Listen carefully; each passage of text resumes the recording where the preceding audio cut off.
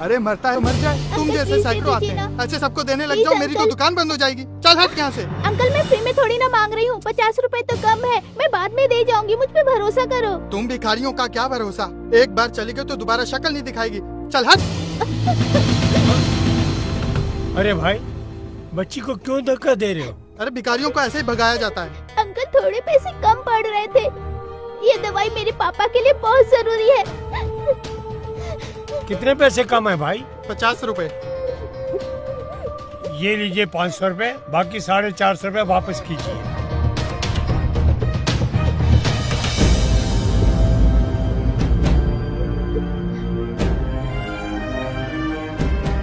ये ले बेटा, पैसे भी ले जा बेटा, तेरे काम आएंगे।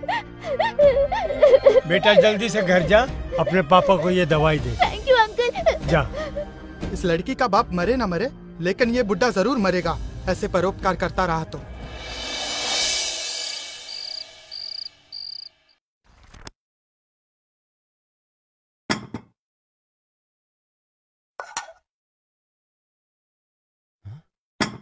ये क्या है? सिर्फ दाल ही दाल बनी है, कोई सब्जी नहीं बनाई क्या? आपके पापा लेकर आते तो बनाती ना। सुबह मैंने इनको 500 रुपए दिए थे सब्जी लाने के लिए, सब्जी तो लाए नहीं, ऊपर से किसी का भला करके आ गए। क्यों करते हैं आप पापा ऐसे? हाँ? आपको रिमी ने सब्जी के लिए पैसे दिए थे या किसी का भला करने के लिए? बेटा उस बच्ची को पैसे की बहुत जरूरत थी। हाँ तो उसे पूरे पैसे देने की क्या जरूरत थी? 10-20 रुपए देकर भी तो आप पीछा छुड़ा सकते थे ना। हाँ? अब देखिए आपके इन्हीं चक्करों की वजह से हमें दाल रोटी खानी पड़ रही है। और रिमी तुम पापा को दोबारा पैसे देकर बाजार नहीं भेज सकती थी क्या? इनका क्या भरोसा, कहीं वापस कोई जरूरतमंद मिल जाता तो उसे भी पैसे देकर वापस खाली हाथ घर लौटाते। तुम कोई नौकर क्यों नहीं रख लेती हो? हाँ, अगर नौकर रख लिया तो घर में पड़े पापा क्या करेंगे? अरे पर कम से कम ये सब तो नहीं होगा। थोड़ा बहुत काम कर रहे हैं तो हाथ पैर चल रहे हैं, कुछ नहीं करेंगे तो बिस्तर पकड़ लेंगे, और वो मुसीबत भी हमें ही झेलनी पड़ेगी। फिर कौन करेगा इनकी सेवा? बेटा वो बच्ची सही में बहुत मजबूर थी, अगर उसके पापा को दवाई न मिलती तो पता नहीं क्या हो जाता। दादू ने तो अच्छा काम किया है, आप उन पे क्यों चिल्ला रही हो? मेरी टीचर कहती है जो नीडी पीपल की हेल्प करता है वही गॉड होता है। सनी बड़ों के बीच में बोलना बैड मैनर्स होता है। देखो कल सुबह मुझे ऑफिस जल्दी पहुंचना है, इसलिए कल सुबह दादू ऑटो से स्कूल छोड़ने जाएंगे, ठीक है? चलो जल्दी से अपना खाना फिनिश करो और जाके सो जाओ। आपका बेटा तो दाल को हाथ भी नहीं लगाता, आज इसे भूखा ही सोना पड़ेगा। मम्मी टीचर कहती है पल्सेस में खूब विटामिन होते हैं, हमें खाने चाहिए। दाल तो मैं जरूर खाऊंगा। तो ठीक है, सभी आज दाल ही खाओ। दादू कभी कभी दाल भी खानी चाहिए, सेहत के लिए अच्छी होती है।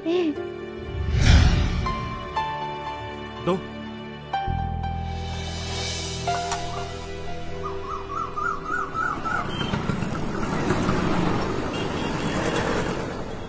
कितना हुआ भैया? अरे दादू आप रिक्शा लेके घर जाओ ना। बेटा मैं घर पैदल ही चला जाऊंगा, जल्दी मैं घर जाके करूंगा भी क्या?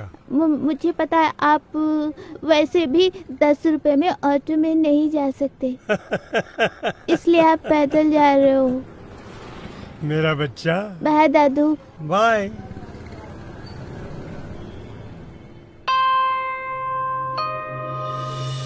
क्या हुआ बेटा? दादू टीचर ने भी कहा था भगवान जब भी दुनिया में आए उन्हें लोगों ने बहुत दुख दिया, लेकिन भगवान तो नीडी पीपल की हेल्प करते हैं, तो पीपल उनको क्यों दुख देते हैं? बेटा जब इंसान किसी दूसरे इंसान के काम आएगा तो भगवान को यहाँ आने की जरूरत ही नहीं पड़ेगी। हमारे अंदर इंसान का दिल होना चाहिए। हाँ दादू, और मुझे यकीन है कि तुम भी नीडी पीपल की हेल्प करोगे। मैं भी नीडी पीपल की हेल्प करूँगा। मैं आप जैसा ही बनूंगा। हाँ, मुझे पता है बेटा। चलो बेटा।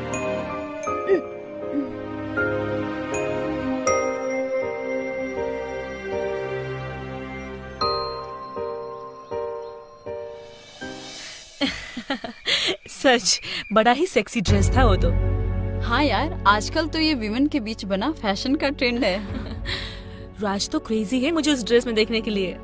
बट ये कैसे पॉसिबल है? तेरे फादर इन लॉ तुझे इतने बोल्ड आउटफिट में देखेंगे तो वो क्या सोचेंगे? Who cares of him? उनकी वजह से हम क्या खुश रहना छोड़ दे? ये बूढ़े लोग होते ही है हमारी खुशियों में आग लगाने के लिए। बट तू है बहुत लकी यार जो तुझे राज जैसा हस्बैंड मिला है। मेरे घर में देख, मेरे ससुर की चलती है, चाहे वो सही हो या गलत। मैंने एक बार अपने हस्बैंड से फादर इन लॉ को अलग रहने के लिए क्या बोल दिया, वो तो कहने लगे मैं तुम्हें छोड़ सकता हूँ पर अपनी मम्मी पापा को नहीं। ये खून के रिश्ते भी ना बड़े अजीब होते हैं। कितनी भी परेशानी हो वो एक दूसरे का साथ नहीं छोड़ सकते। तेरे और मेरे ससुर में डिफरेंस भी तो देख। तेरे ससुर की प्रॉपर्टी इतनी है कि उसके रेंट से तेरे घर का पूरा खर्चा निकल जाता है, और मेरे ससुर को देख, कमाते धमाते तो है नहीं, ऊपर से राज की कमाई को लुटाते फिरते हैं। ऐसा क्या करते हैं तेरे ससुर? घर का सामान लाने बाजार भेजती हूँ और खाली हाथ लौट कर आते हैं। कहते हैं उन पैसों से किसी की मदद कर दी। पता नहीं सच बोलते हैं या झूठ। आज की महंगाई में किसी को घर बैठा कर खिलाना कितना मुश्किल होता है पता है ना। एक तो इनको खिलाओ, ऊपर से इनकी घपलेबाजी भी झेलो। अरे इस सठियानी उम्र में ना लोगों का भरोसा ही नहीं है। इस उम्र में आकर आदमी और भी शौकीन हो जाते हैं। तुझे पता है मेरे नेबर में ना एक बुढ़ा रहता है, अपनी बहू से पैसे लेता था घर के सामान के लिए और कहता था किसी जरूरतमंद को दे दिया, और बाद में पता चला उसका किसी बार गर्ल के यहाँ आना जाना था। पता नहीं इनका क्या चक्कर है। राज तो कहता है कि घर के काम के लिए कोई नौकर रख लो। अगर इनका पेट भरना ही है तो नौकर को अलग से पैसे क्यों दे, है ना? और वैसे भी आजकल हमारी जरूरतें पूरी ही नहीं हो पाती है। कितने दिन से राज हांगकांग के टूर की प्लानिंग कर रहा है, लेकिन इनकी वजह से कुछ पैसे सेव हो पाए तब ना। अब पता है कि घर में गेस्ट आए हुए हैं, मगर साहब अपने बेडरूम में आराम फरमा रहे हैं, जैसे घर में खूब नौकर चाकर हो। अरे पापा, देख नहीं रहे हो क्या? घर में मेहमान आए हुए हैं, जरा चाय तो बना दीजिए।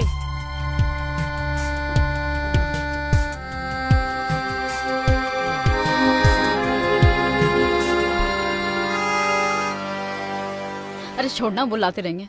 और बता, तूने और कौन सी ड्रेस देखी?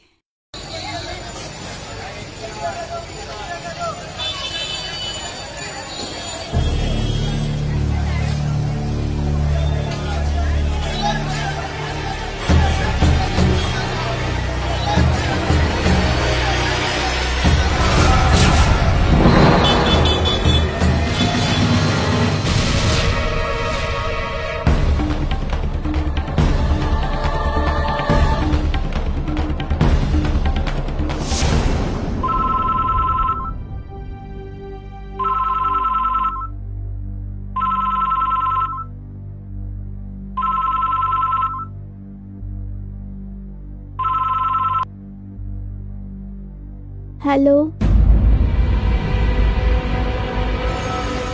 ठीक है अंकल, मेरे दादू का ख्याल रखना। मैं अभी अपने डैडी को भेजता हूँ।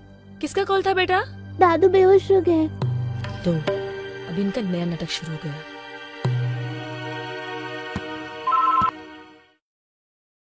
हेलो हेलो बेटा, डैडी।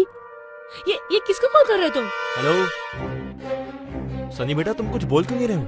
डैडी को। देखो बेटा, छोटी छोटी बातों के लिए पापा को परेशान नहीं करते, ओके? तुम जाओ, जाके खेलो, दादू आ जाएंगे, okay? Hello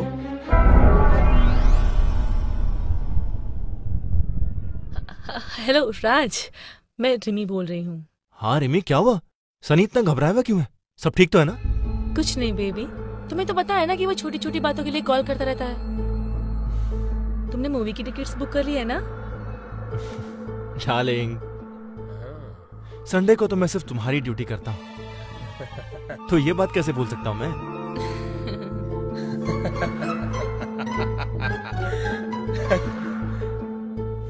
bye darling, love you.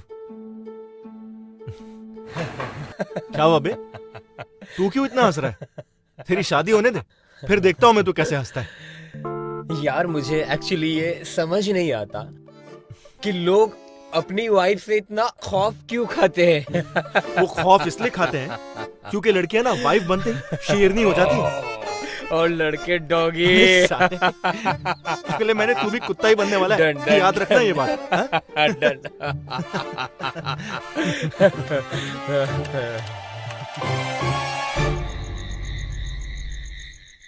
Sunny, अरे मार क्यों रही हो मेरी बेटी को? बेटा, तुम्हें मैंने पैसे किस लिए दिए थे? टीचर को देने के लिए। फिर पैसे कहाँ गए? स्कूल में मुझसे कहीं गिर गया। झूठ बोलता है। हाँ, मुझे सब मालूम पड़ चुका है। सच सच बोल। हाँ बताता हूँ। बोल। रन के डैडी एक्सपायर हो चुके हैं। उसके मम्मी के पास जॉब भी नहीं है। अगर उसकी फीस डिपॉजिट नहीं होती तो टीचर उसे स्कूल से निकाल देती। कितना अच्छा काम किया मेरे बेटे ने। क्यों मार रही हो तुम इसे? और अगर तुम्हारी फीस डिपॉजिट नहीं हुई तो तुम्हें भी स्कूल से निकाल दिया जाएगा। ये नहीं समझ में आया तुम्हें? अरे तुम्हें दोबारा फीस भर दूंगा, इसमें तुम्हें मारने की क्या जरूरत है? तुम्हारे पापा ने हमें क्या कम बर्बाद किया है जो ये भी उनके कदमों पे चल निकला? यहाँ हम अपना बजट संभालने के लिए अपनी जरूरतें कम कर रहे हैं और वो है कि दूसरों पे लुटाए जा रहे हैं। और तुम देखो, अगर तुमने दादू की तरह हरकतें की तो तुम्हें घर से बाहर निकाल दूंगी, समझा? उनको तो मैं कुछ कह नहीं सकती, इनको जो बुरा लगता है। हाँ।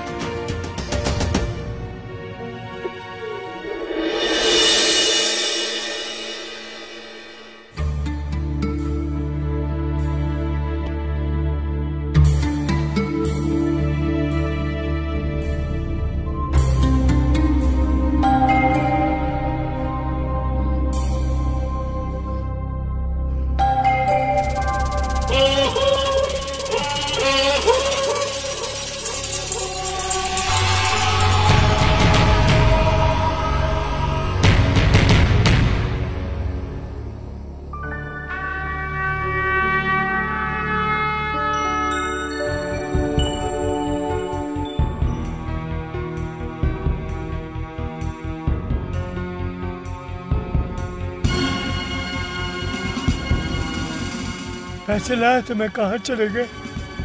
पैसे कहाँ गए? अभी तो जेब में ही थे, कहाँ गए? हे भगवान, वैसे ही मेरे साथ इतनी परेशानियां लगी हुई हैं, अब क्या होगा? अंकल जी हट जाइए ना, मुझे देर हो रही है। अंकल साइड में खड़े होकर के देखिए ना, दूसरे को क्यों तकलीफ दे रहे हैं? देखिए अंकल, साइड हो जाइए, साइड हो जाइए।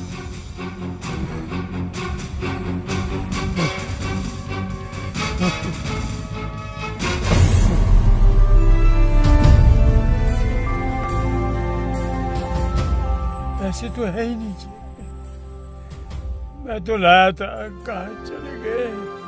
क्या जवाब दूंगा उनको मैं? पहले मेरे ऊपर बड़ी मुसीबत पड़ी रहती है, क्या जवाब दूंगा?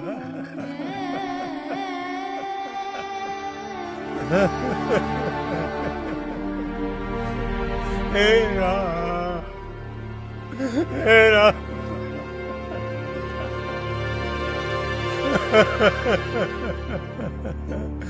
अब क्या करूंगा मैं?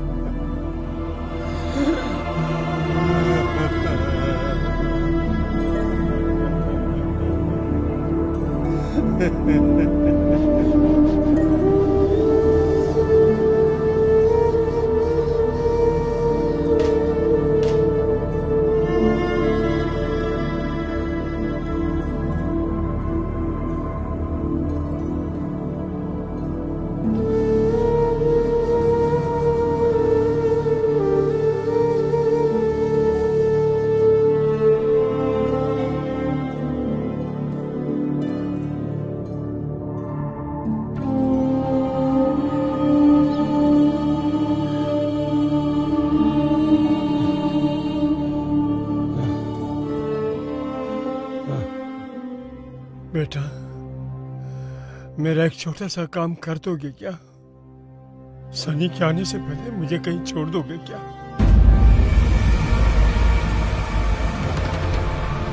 कहाँ जाना चाहते हैं? बेटा, मैं चाहता हूँ कि मेरी बाकी की जिंदगी किसी वृद्ध आश्रम में मेरी उम्र के लोगों के बीच कटे। मेरे यहाँ साथ रहने से तुम लोगों को परेशानी होती है। मैं नहीं चाहता मेरे बच्चों की खुशी में मेरी वजह से खलल पैदा हो। वैसे भी मेरा शरीर थक गया। अब मैं आप लोगों के किसी काम का नहीं रहा। तुम लोगों पर मैं बोझ बनकर नहीं जीना चाहता।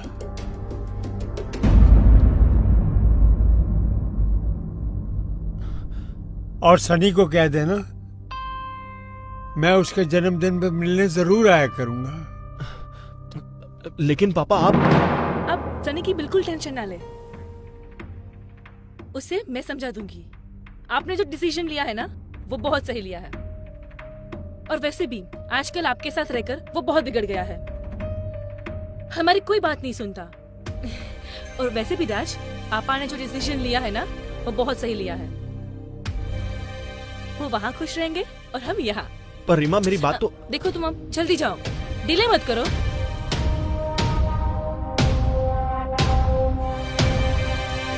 अरे पापा, आपने कुछ सेविंग की थी क्या, जो इसको आप ठेले में लेकर जा रहे हो? बेटा, जिंदगी का फर्ज निभाते निभाते मुझे सेविंग करने का मौका ही नहीं मिला। और जो भी सेविंग किया था वो आप लोगों के नाम कर चुका हूँ। इसमें गायत्री की तस्वीर है, जिसे मैं अपने साथ लेकर जा रहा हूँ। मैं नहीं समझता ये आप लोगों के किसी काम की है। हाँ, वैसे भी हमारे काम की नहीं है, ले जाइए आप अपने साथ, ठीक है? वैसे भी फालतू चीजों के लिए हमारे घर में बिल्कुल जगह नहीं है। चलो, अच्छा हुआ गायत्री पहले ही चली गई, वरना आज उसका बोझ मेरे ये बूढ़े कंधे उठा भी नहीं पाते। चल बेटा, चल, अब मुझे विदा कर दे। जाओ ना।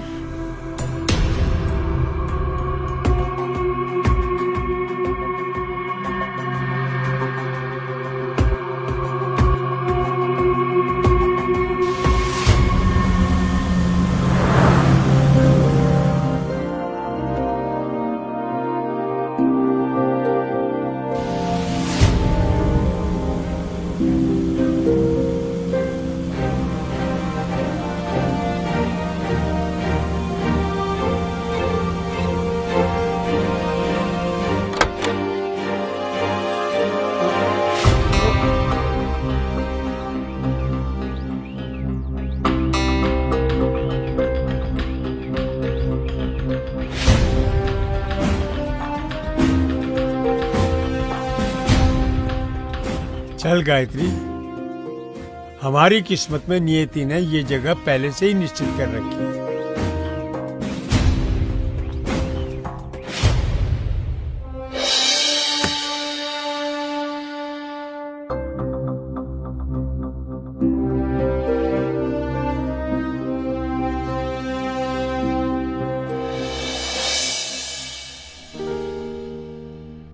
आइए बेटी। Thank you.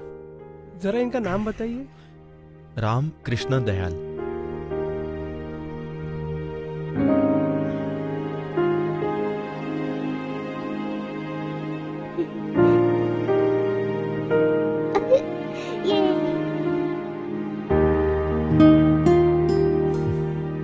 अरे वाह, मैं ये पहला आश्रम देख रहा हूँ जहाँ बूढ़ों और बच्चों को एक साथ सहारा मिला है। जी हाँ, दोनों अपने अपने घर वालों को मिस ना करे, इसलिए दोनों के लिए एक ही आश्रम बना है। यहाँ दादा दादी अपने पोती और पोतियों को पाल लेते हैं और पोते पोतियाँ अपने दादा दादी को। क्या बात है।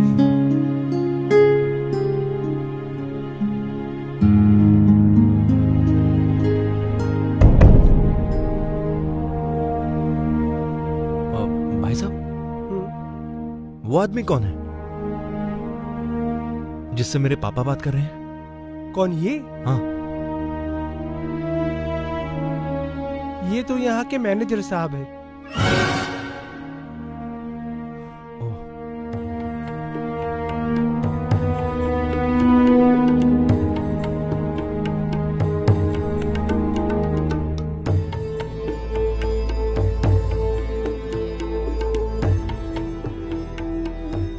आपने मुझे किस लिए बुलाया है? कुछ काम था?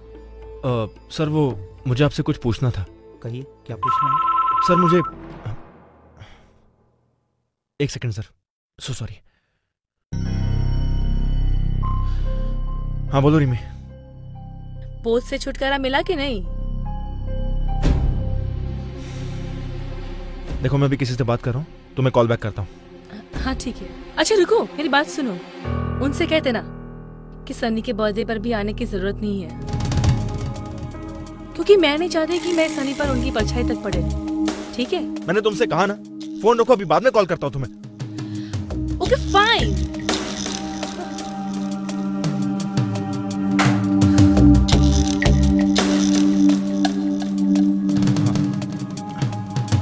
So sorry sir. सर वो मैं आपसे पूछ रहा था कि जहां तक मुझे पता है मेरे पापा यहाँ पहली बार आए हैं, लेकिन वो आपसे बातें तो ऐसे कर रहे थे जैसे वो आपको बहुत टाइम से जानते हो। बड़ी पुरानी पहचान है इस जगह से उनकी, मुझे अच्छी तरह से याद है।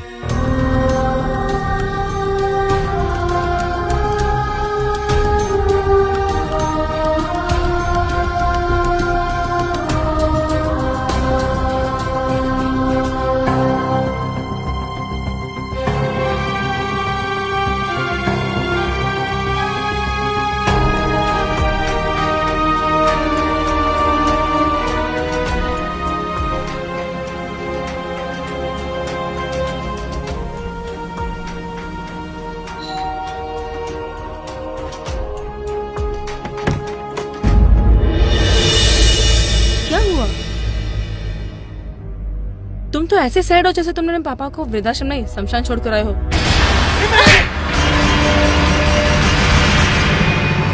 तुमने अपने बाप के लिए मुझ पे हाथ उठाया? वो बाप नहीं है, भगवान।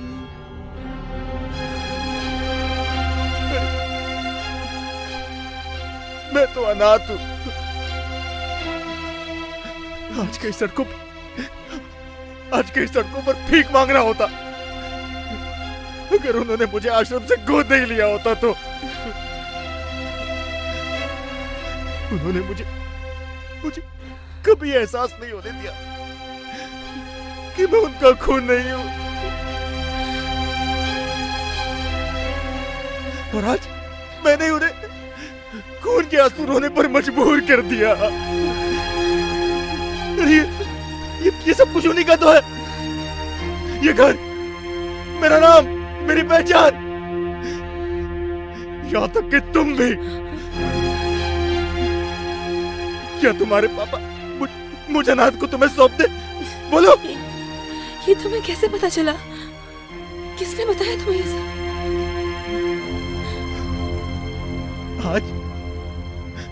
आज वो आश्रम का मैनेजर मुझे ये सब नहीं बताता तो मैं जिंदगी भर अपने भगवान से अनजान रहता। बड़ी पुरानी पहचान है इस जगह से उनकी, मुझे अच्छी तरह से याद है कि वो आज ही का दिन था। आज से 30 साल पहले वो अपनी पत्नी के साथ यहाँ एक अनाथ बच्चा गोद लेने के लिए आए थे। वो जरूर तुम ही हो बेटा। किस्मत का खेल देखो, आज ही के दिन वो तुम्हें यहां से गोद लेकर गए थे और आज ही के दिन तुमने यहां पर छोड़ने आए हो। खून खून में फर्क पैदा कर दिया है तुमने। आज तुमने दिखा दिया कि अपना खून अपना ही होता है। अगर तुम उनका खून होते तो कभी इन्हें खून के आंसू नहीं रुलाते। सच तो ये है कि मैंने उनको तकलीफ पहुंचाने में कोई कमी नहीं चाहती। मैं एक अच्छी बहू और एक अच्छी पत्नी कभी बन ही नहीं पाई। मैंने ही तुम्हें उनके खिलाफ भड़काया। मुझे माफ कर दो राज, मुझे माफ कर दो। मुझे माफ कर दो राज। मैंने कौन सी इज्जत रखी है उनकी?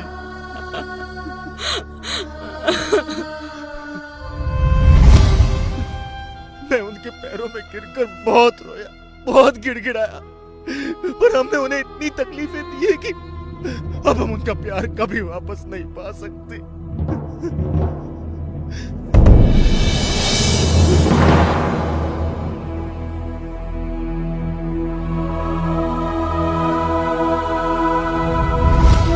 राज, तुम प्लीज मुझे उनके पास ले चलो। मैं उनके पैरों में तब तक सर पटकती रहूंगी जब तक वो हमें माफ नहीं कर देते।